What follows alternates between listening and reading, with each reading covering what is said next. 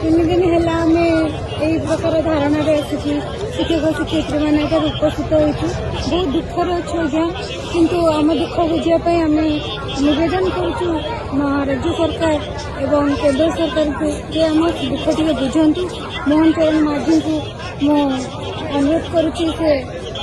शिक्षक भाई भाई मान विभिन्न दुख यही दुख से आउ न रखु दीर्घ 24 वर्ष होगा ये आंदोलन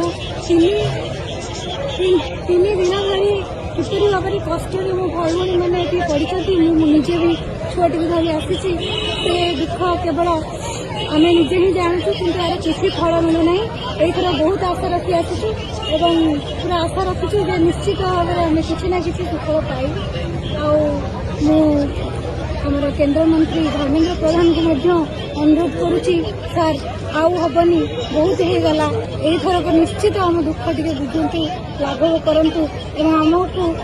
6टी नेशनल इंक्रीमेंट सहित आमर ठिका प्रथा उच्छेद करूँ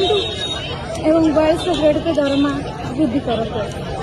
राजरास्ता छोटिया छुआटी को धरी तीन दिन